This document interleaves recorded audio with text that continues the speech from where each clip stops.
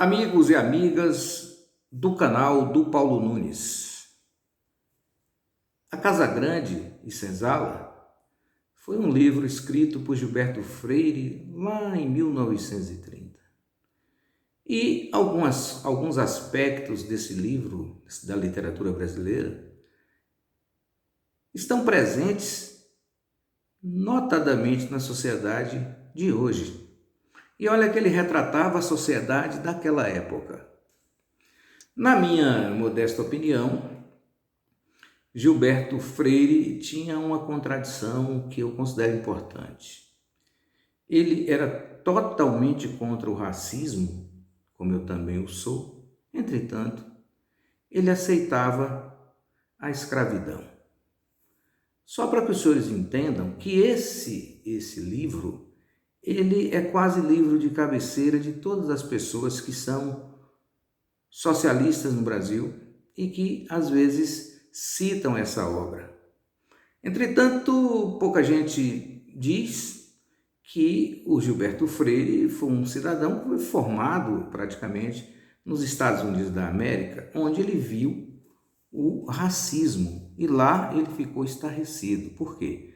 Porque nos Estados Unidos da América, os negros eles não casavam, eles não tinham nenhum tipo de relacionamento sexual com branco ou branco com negro, entendeu?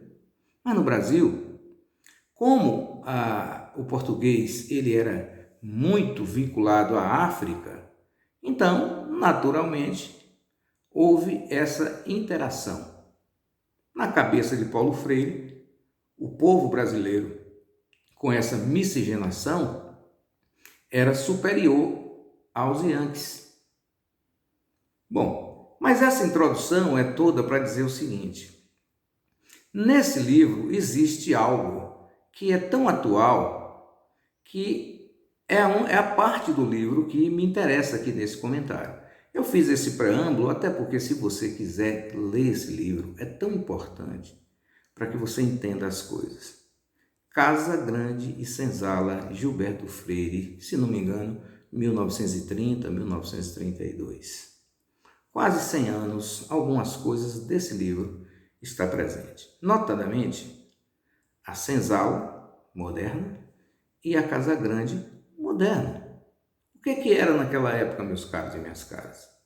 A Casa Grande era o domínio, não era só a representação do imóvel. Casa Grande é que tinha um senhor que era dono de todos, de gado e de gente, do café e de gente.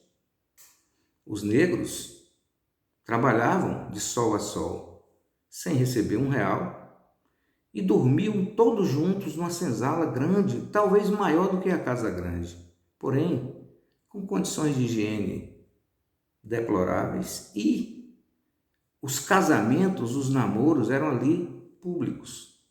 Aí as pessoas não entendem o que pode, situações como essa, modificar o comportamento sexual das pessoas futuras.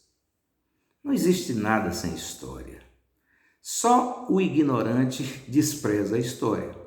Mas exatamente o nome está dito, ignorante. Bom, falando isso, eu quero pedir a você que se inscreva no nosso canal, caso não seja inscrito, e se inscrito for, que aperte o sininho das notificações, aquele sininho que está logo abaixo do vídeo, e nos dê o prazer de constar como os inscritos aqui do nosso canal e também daquelas pessoas que recebem a notificação de cada vídeo que eu gravo. Toda essa introdução, meus caros e minhas caras, é para mostrar, por exemplo, que a senzala continua na cabeça do povo, inclusive, e a Casa Grande também. Como é que eu vou dizer isso a vocês? Recentemente, o ex-presidente da República, um dos homens mais importantes do planeta, se casou e fez uma cerimônia à altura dele, pronto, dos seus amigos, das pessoas a quem ele tinha que receber. E aí, grande parte do que eu chamo de Casa Grande, totalmente desfocada, já pior hoje, já empobrecida, mas que sai numa guerra, num preconceito, numa vergonha para fazer críticas das mais abjetas possíveis. Comportamento, e alguns até dizem o quê? Veja só. Onde estão os negros no casamento? Onde estão os índios? Onde estão os transexuais? Ora, não é esquerda ou direita que vai determinar a cor da pele de ninguém, como também a opção sexual de ninguém. Né? Tampouco, peraí, quer dizer que você tem um evento público, uma política pública de governo, e ela tem que ser confundida com a sua vida pessoal? Só para que os senhores entendam como pensa a direita brasileira, acostumada a surrar os seus empregados. No passado, cortava sua carne e depois botavam num tonel de água com sal para que aqueles ferimentos cicatrizassem e obrigava o apanhado a lhe pedir desculpas e jurar fidelidade até o fim da vida. Era assim. Com a modernidade, as fábricas foram sendo construídas, lojas e tal, o que acontecia? Você era contratado para vender ou contratado para fabricar alguma coisa, porém, quando terminava o serviço, você ia lavar tudo, deixar tudo limpinho, e ainda tinha uns que iam para a casa do patrão fazer o asseio na casa do patrão. E para esse serviço você não ganhava nada. Ninguém está dizendo que o serviço é irregular, porém, tinha que ser remunerado. E os senhores sabem muito bem, através da história, que sequer o povo brasileiro pobre tinha salário legal. Tinha o que o fulano achava que devia pagar e por aí se vai. E dessa forma a sociedade brasileira foi formada. Claro que muitos brancos ficaram encantados com as negras. E daí então essa raça miscigenada brasileira, que inclusive também com índios, veja bem, a mulher mais rica da Bahia chamava Catarina Paraguaçu, era uma índia, que era a esposa de Caramuru, de Hugo Álvares Corrêa. Se casou com ela e ele, por ser o português dono de toda a Bahia, ela passou a ser a Catarina Paraguaçu. Deu origem à grande família Paraguaçu da Bahia, dona de muita terra e de muito dinheiro. Bom, então, o que a gente explica esse preconceito violento contra o ex-presidente Lula? Primeiro, ele fugiu à regra. É um homem do Nordeste, pobre, que conseguiu ter seu diploma de 4 anos de ginásio. Diploma. Depois de, sei lá, de quantos anos de idade tinha. E teve, depois, o diploma que ele considera mais importante da vida dele, que foi o de torneiro mecânico. As pessoas, às vezes, desdenham das coisas, mas essa direita reacionária, fascista que nós temos, eles sempre acham o seguinte, que aos pobres, aos negros, às mulheres, via de regra, aos índios, esses não podem ter nível superior. Precisam fazer um curso técnico para trabalhar. E ora, o Lula fez o que a direita queria. Um curso técnico de torneiro mecânico se tornou o torneiro mecânico mais importante do Brasil. Por quê? Porque além dele trabalhar com as mãos, uma das quais ele perdeu um dedo e que hoje os canalhas ficam tirando sarro, achando que podem passar a vida inteira e não perder a mão inteira, não é isso? A língua, a cabeça e até a vida. Mas são apenas, como eu disse, figuras abjetas que se apegam a essas coisas para poder criticar o outro. Bom, sendo assim, ele era o torneiro mecânico do Nordeste, que pensava, que gastava o seu cérebro pensando. Por isso ele organizou a grande greve, por isso ele se tornou um político importante e por isso ele se tornou presidente do Brasil, porque só ele para acreditar nisso. Porque a estrutura que nós temos é o seguinte, Eu falo aqui, meus caros e minhas caras, da cidade de Vitória da Conquista, que é a minha terra. Por isso, vez por outra, vocês que me ouvem fora desse eixo, às vezes não entendem quando eu falo assim, aqui em Vitória da Conquista. Ninguém em Vitória da Conquista aceita de bom grado que um conquistense saia aqui e ganhe o mundo e faça algum tipo de sucesso voltado para a questão do capitalismo ou da política. Todavia, Vitória da Conquista teve no passado um cidadão chamado José de Sá Nunes, filólogo, né? Revisor da Constituição Federal do Brasil de 1946. É daqui de Vitória da Conquista. Ele não é lembrado por ninguém, porque o espaço está com um negócio de Zé Neto e essas porcarias que tem aí, né? Chitãozinho Chororó, umas coisas ruins que tem na música são mais lembrados. Mesmo assim, a cidade teve Xangai, né? Tem Xangai, tem Alomar Figueira, tem Glauber Rocha, teve Eleusa Câmara, né? E teve tantos outros. E tem um cantor aqui, um compositor da mais alta qualidade, que jogou bola comigo, mas eu vou pedir desculpas a vocês. Eu estou vendo ele comigo aqui, na minha frente, eu não estou conseguindo recordar o nome para dizer, que é muito importante. Além de Boaventura, filho de Joás das Neves, Joaldo das Neves, que ninguém sabe mais onde anda. Joaldo já faleceu, mas o Boaventura a gente não sabe onde está. Compositor da mais alta qualidade. E o meu querido amigo Evandro Corrêa, alta qualidade na composição, na voz e tal. Então, a cidade tem nesse aspecto. A cidade tem no aspecto do direito pessoas muito importantes que se desenvolveram saindo de Vitória da Conquista, como o Uadi Barbosa Bulos Júnior, escritor de direito. Esse rapaz já foi citado N vezes nos julgamentos do Supremo Tribunal Federal. É daqui de Vitória da Conquista, eu nunca mais ouvi menininho chamado Uadizinho, filho de Uadi Bulos e Clé. E outros tantos de Vitória da Conquista que partem para o mundo. E aí é preciso que a sociedade como um todo tenha essas pessoas.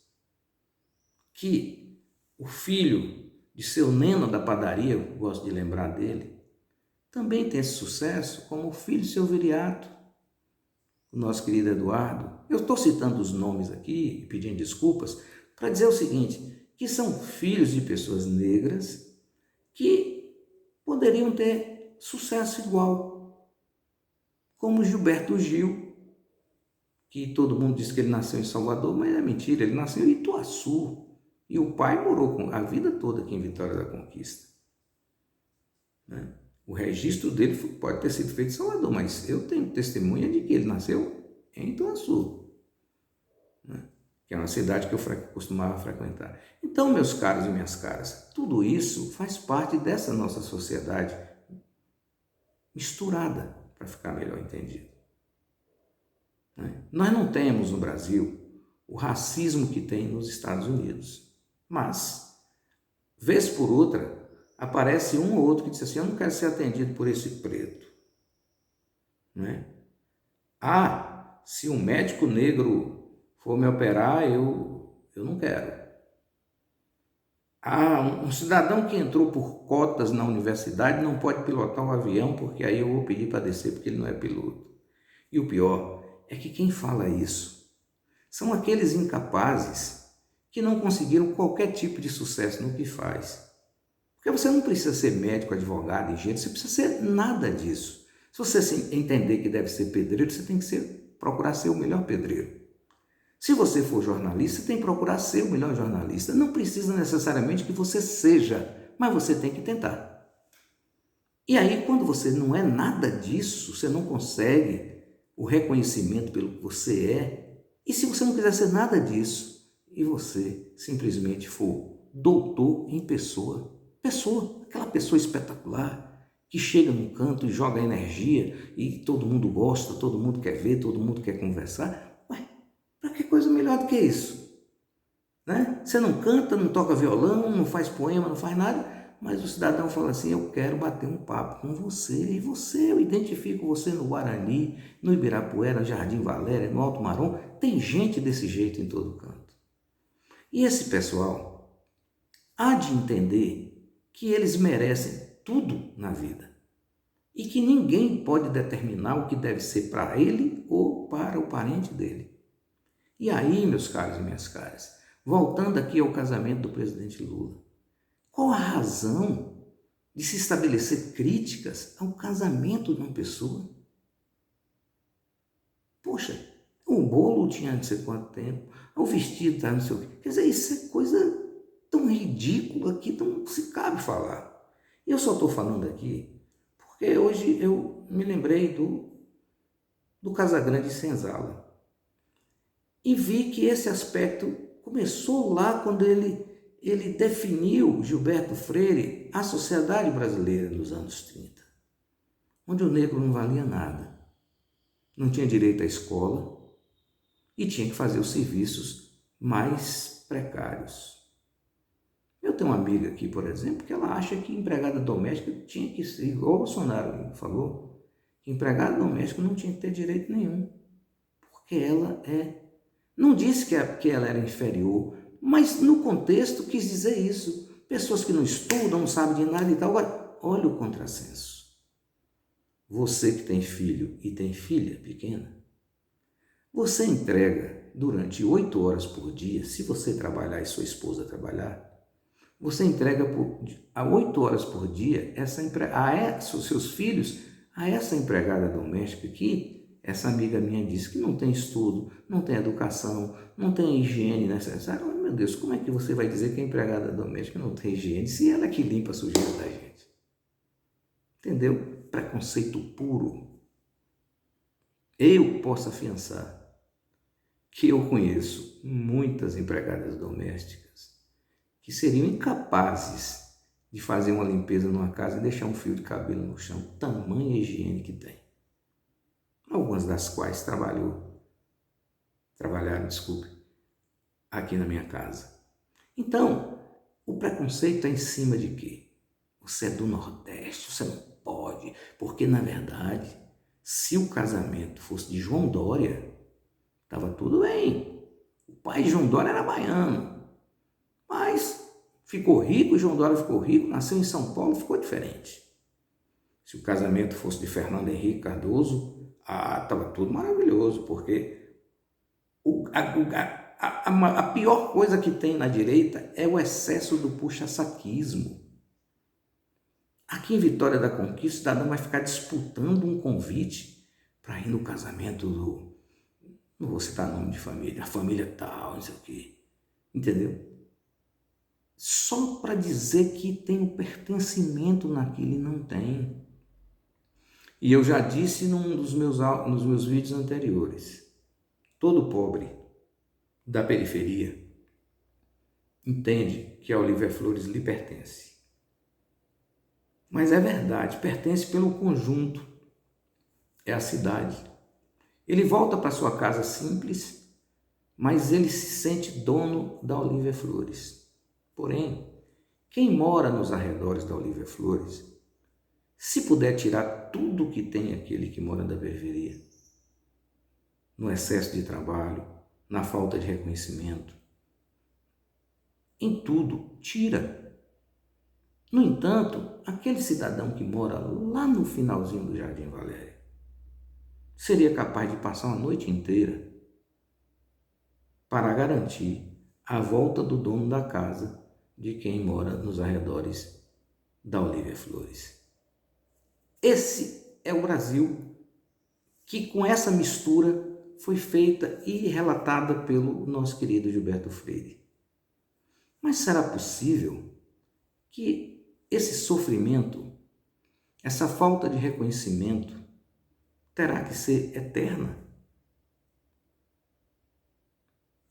Meu Deus, o que a gente tem que pensar? Lula é gigante, acabou.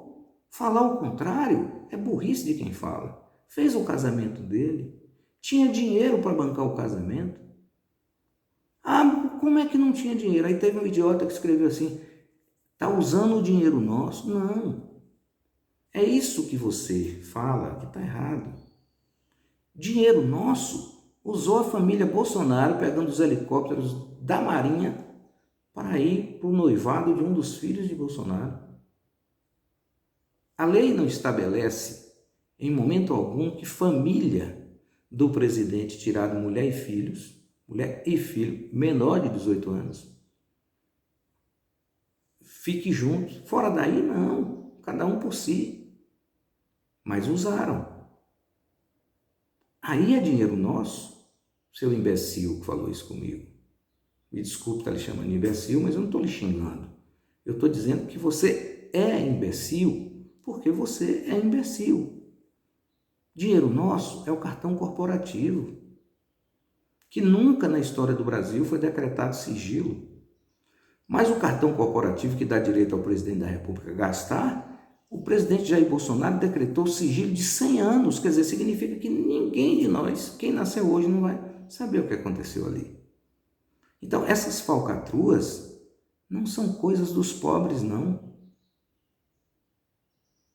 É isso que os senhores precisam entender e, principalmente, entender que quando alguém é pobre e alcança o cargo de presidente da República, como é o caso de Lula, ele deve tudo isso a ele mesmo, que mostrou claramente que, além de ter vasta inteligência, teve a sabedoria de conduzir e de falar ao coração e às mentes, e com isso, pela vontade popular, chegou lá. É completamente diferente de você que troca um boi numa vaca e fica milionário, porque isso qualquer um Zebedeu faz. Mas o destino reserva coisas que parecem impossíveis apenas para os talentosos. Então, vamos parar com essa besteira, com essa chacota, com essa falta de vergonha de criticar um homem porque fez uma festa de casamento. Todos nós que casamos gastamos um pouquinho mais de dinheiro para o casamento, não é isso?